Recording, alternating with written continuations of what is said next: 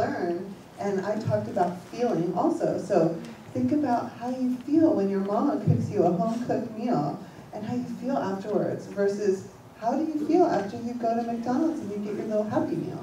And I taught my 7-year-old that, and she's aware, and she's like, oh, I know we're starving and we're in a hurry, but all right, we'll wait a half an hour to go home and eat real food versus fast food. So there are ways you can do by starting early, and I would encourage all of you feelers to call up a school and ask them if you can do a talk, because they would love you to. So that would be a good way to start that. We wouldn't be giving children cigarettes to smoke, would we? And really, there's a parallel thing. I mean, cigarette smoking years ago was considered normal, and then after huge fights in the tobacco industry, finally it's like a pariah.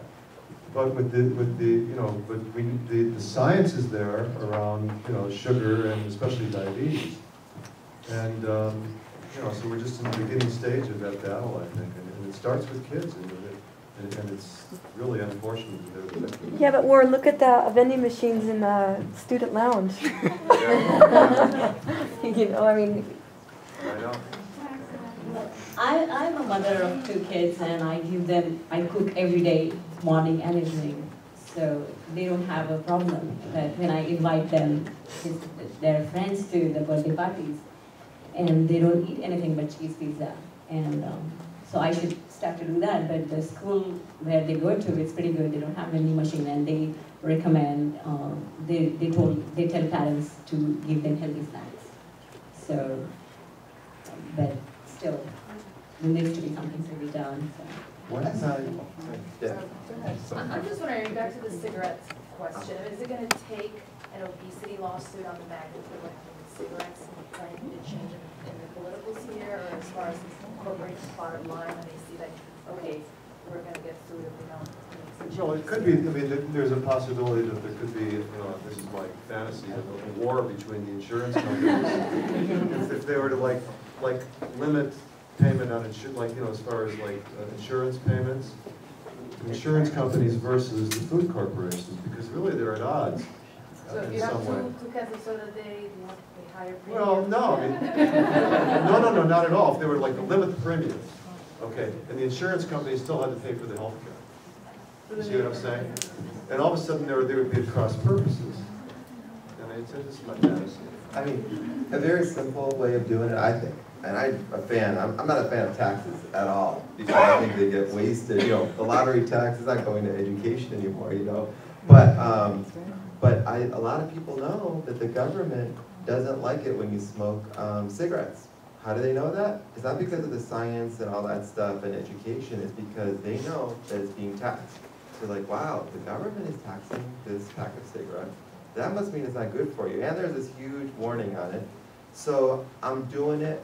Fine, that's American freedom, and that's okay. But what's going on with Coca-Colas and all these sodas? They're actually cheap. You can get a 2-liter. I was talking with one of my Coca-Cola salespersons the other day, and I said, "How can you guys get away with selling 59-cent 2 liters?" And he goes, "You want to know what happens?" He goes, "They actually, Ralph's, one of them, just gave me one example, sold." Why don't you guys take a guess? It's more impressive if you guys guess it. So 59 cent, 1 Ralph's, and El Cajon, how many cases, which is 8 2-liters per case, how many cases did they sell in that 1 week at that 1 Ralph's? 1 million cases. 202. Okay. All right, I'm hearing all over the place. They sold 2,300 cases. Okay, so I got out my little calculator while he was in the room. I said, all right, let's just calculate how much sugar that was. So, basically, there's 64 ounces per 2-liter, and then you multiply that by 8, so that'll make 1 case, and then you multiply that by 2,300, and it became like 1.2 million ounces of soda, and every ounce has a teaspoon. So you dropped into El Cajon 1.2 million teaspoons of sugar in that 1 week, right? So that's the elephant that's in the room that's messing up everybody, you know, and that's only diabetes. We didn't talk about high blood pressure, causes dehydration, so people now get migraine headaches. It leaches their body of all kind of other, their immune system goes down because there's a study that shows that you have 12 ounces of soda. So what they did is they took your blood sample, you know, kept it on the side, had you had your 12 ounce, not 20 ounce of soda. Half hour later, they took another blood sample and they found the white blood cells. It's called the phagocytic, you know, they're called phagocytes or white blood cells. We're not being homophobic or anything like that, you know. This is so the phagocytic index was reduced by 50%. 50%. And that's what people wonder, why do I always get sick, you know?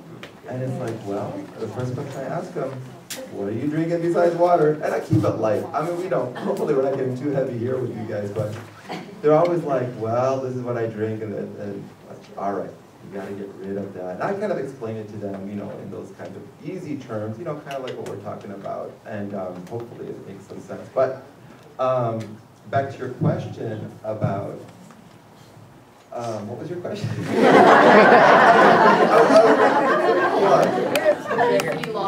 Yeah, okay, so they need to tax sugar.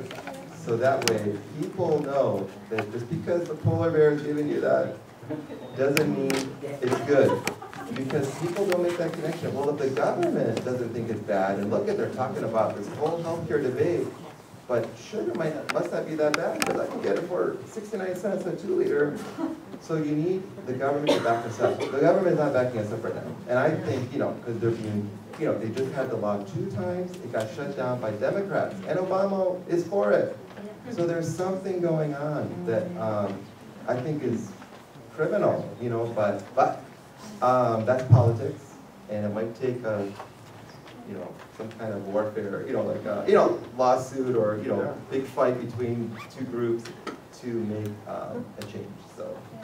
If I can just jump in real quick, sorry to cut off any questions, but I have to disagree that taxation is the answer. Yeah. Like I said, I'm not a fan of taxes. Yeah, I lived in Europe for almost a couple of years, and as we all know, everything is more expensive in Europe. And that includes soda. I mean, I can't remember what exactly. I think it was close to $3 for, you know, normal, whatever this kind of size of soda. And people drink, I would say, almost as much soda in Europe as I see people drink here. No. But not overall, not as a collective, no. But I mean, as like the average of the people I come in contact with, you know, like we'll say 2 to 3 a day is becoming an average consumption for people in Europe. And I remember visiting, you know, back when I was a kid, you rarely saw an obese person, but now with the change in diet, bringing in American foods, bringing in McDonald's, bringing in Pizza Hut, bringing in, you know, sodas, things like that, it's becoming quite a problem in Europe as well. So it's, yeah, again, it's not as much about the prices as I think about the, yeah, what you call it, the psychology of convenience foods. Addiction. How much sugar is too much sugar? Maximum numbers or something. Ideally, how much, not sugar, but maybe like glasses or, you know, something alright. Like complex carbs. Well, complex carbs, you can't really count that. If you're eating an apple, you know, and a fresh orange, you can't count those as sugar because you're not going to get that. But 1 or 2 teaspoons per serving, and you shouldn't probably have more than 2 or 3 servings in a day. You know what I mean? That should be fine. But I don't think that's ever been studied. You can't really do studies like that. But and again, the risk is different. If you come from a family that has a strong history of diabetes, you can be extra careful compared to, you know, your average person who has a healthy metabolism. I think one of the things that I think about is in terms of, I mean, I appreciate the stuff about the tax and the idea of, I'm like you, I completely disagree with the government taxing us more, where does the revenue go and things like that. But let's not forget that Coke and McDonald's and those things have been around for a long, long time. It's just the quantity of what we're eating.